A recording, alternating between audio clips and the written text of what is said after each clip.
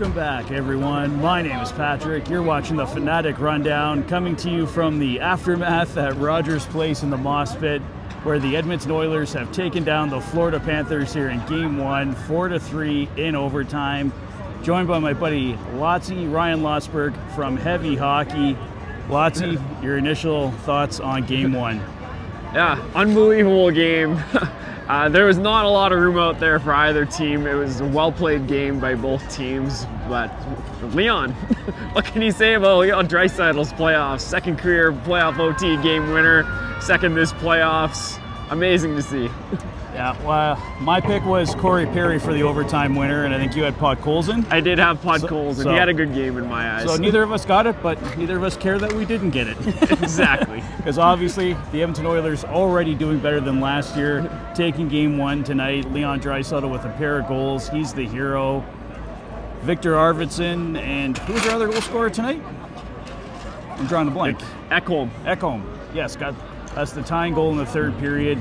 The Oilers were down in this hockey game 3-1. They find a way to come back, tie it 3-3. I believe it was Pierre LeBrun who mentioned on Twitter that he didn't think last year's Edmonton Oilers team would have had to come back like this in them, especially against a high-powered team like the Florida Panthers. But the Edmonton Oilers were playing right with them tonight.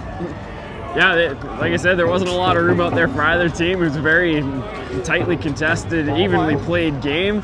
But what do you say? The third period shots were 14-2. Yeah, like, that was crazy to see. And I thought the Oilers did have a slight edge in the play throughout most of the game, which was again awesome to see. Yeah, I think they were the better team in the first and third. Florida, I think, controlled the second for the large portion of it, and the Oilers did have two breakaways in overtime before Draisaitl gets that overtime winner on the power play, no less. It was a puck over the glass penalty for the Florida Panthers that put the Oilers on the power play. Pretty much the only call I can see getting called in that overtime. There's a lot of things being let go, but it's the Stanley Cup Finals, so that's what we expect to see. Yeah, 100%. There's definitely some calls that got missed both ways, but like you said, Cup Finals, regular season, some of those might have been called, but not now, not in June. Yeah, and the power play kind of been hit and miss so far in these playoffs, but an all-important time for it to break through. Yeah, it's 6 straight games with a power play goal for the Oilers, and I thought the Panthers actually did a really good job of containing the Oilers' power play. Like they didn't even have to move all that much, and they happened to be in the right spots, the right shooting lanes. They made it hard on McDavid and Draisaitl. Yeah, the Panthers did good, but you know what? We got the one that mattered. Yeah. As I mentioned earlier, we're already in a better position than we were last year, winning Game 1. I think it really helped. Ryan and I were in the fan park tonight. It almost felt like you're inside the hockey game, obviously not close to being the same thing, but it's such a great atmosphere. They got the t-shirt toss, they got La Bamba playing at the end of the hockey game. It's a great atmosphere they put out there.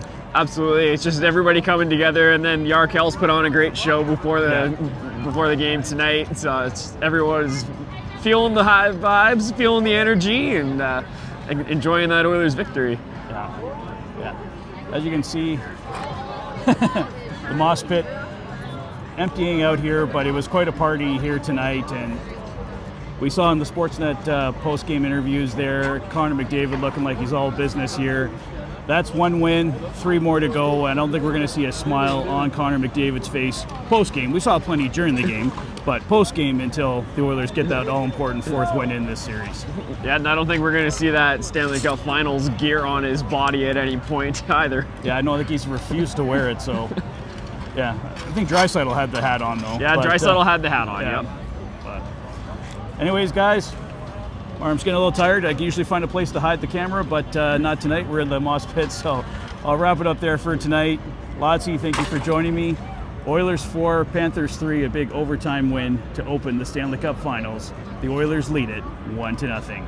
Let me know your thoughts on the game in the comment section below. If this is your first visit to the channel and you like what you see, please consider liking and subscribing for all the latest Oilers content. You've been watching the Oilers Fanatic. Thanks for being a fan. See you soon, guys.